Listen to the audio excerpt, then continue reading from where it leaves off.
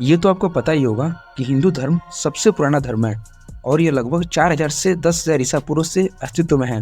लेकिन यदि हम इस्लाम धर्म की उत्पत्ति के ऊपर विचार करें तो इसकी उत्पत्ति करीब 613 ईसा पूर्व के आसपास ही हुई थी। इसी कारण से हमेशा से यह बहस का विषय रहा है कि मुसलमानों के पूर्वज क्या वाकई हिंदू ही थे। लोग कहते हैं कि दुनिया भर के मुसलमान चाहे सत्य को माने या ना माने, लेकिन उनके रहन सहन के तरीके, उनके मक्का मदीना की पूजा पद्धति, उनके पवित्र चिन्ह आदि उन्हें किसी न किसी तरह से हिंदू धर्म से ही जोड़ते हैं। लेकिन यदि मैं आपको एक शॉकिंग चीज़ बताऊं कि जिस चीज़ को लेकर आप डाउट में हैं, वो डाउट आपकी इस वीडियो के देखने के बाद समाप्त हो जाएगी।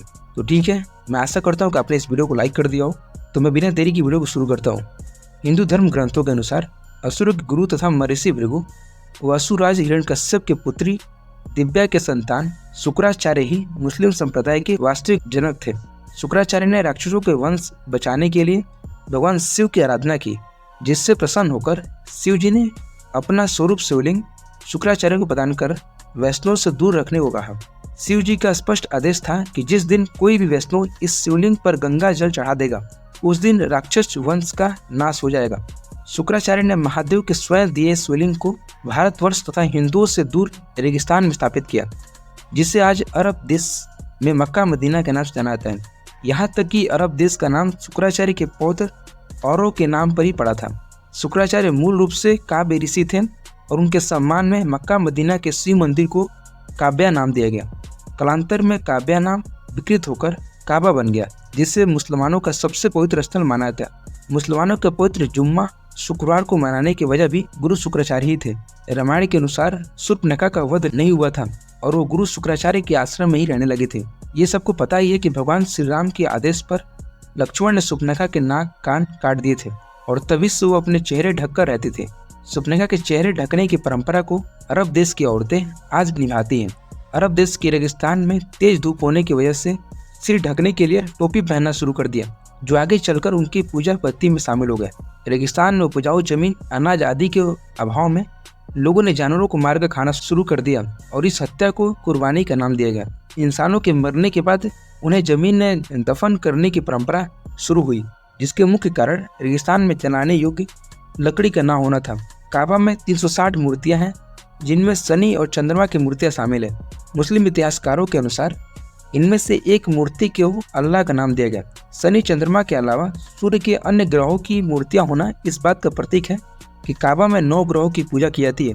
हिंदू धर्म आज भी 9 ग्रहों की पूजा करता है और यह माना जा सकता है कि मुसलमानों को 9 ग्रह पूजा सिखाना गुरु शुक्राचार्य का ही काम है।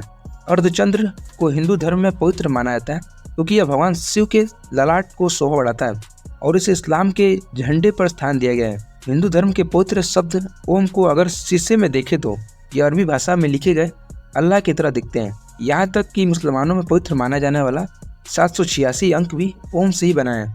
ध्यान देने वाली बात यह है कि कोई भी मुसलमान इस बात को स्वीकार नहीं करता है कि 786 अंक वास्तव में हिंदुओं का वैदिक प्रतीक ओम है। कोई भी मुसलमान बुद्धिजीवी ये नहीं बता पाता है कि अगर 786 अंक ओम नहीं है तो आखिर क्या है। मुसलमान मक्का जाकर काबा के शिवलिंग की 7 बार परिक्रमा भी करते हैं, जो बहुत पहले से चला आ रहा है।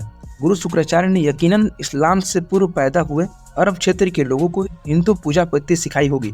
मक्का से कुछ ही दूरी पर एक बड़ा साइन बोर्ड लगा है, जिस पर लिखा है कि इस क्षेत्र में गैर मुस्लिमों का प्रवेश वर्जित है।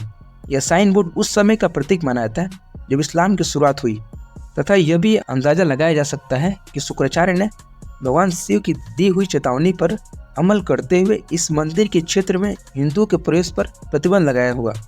जहाँ भगवान शिव का मंदिर होता है वहाँ पवित्र नदी का पानी भी पाया जाता है। हिंदू मंदिरों की यह परंपरा भी काबा से जुड़ी हुई है और मंदिर के साथ ही पवित्र पानी का स्रोत भी स्थित है, जिसे जमजम के पानी के नाम से जाना जाता है। हम आशा करते हैं कि आपको खूबसूरत सी जर्नी में बहुत मजा आया हो। यदि आपके मन में कोई भी विचार हो तो आप कमेंट सेक्शन में शेयर कर सकते हैं, और यदि आगे भी आपको हमारी और भी वीडियो देखनी है तो इस चैनल को सब्सक्राइब जरूर करिएगा। Thank you.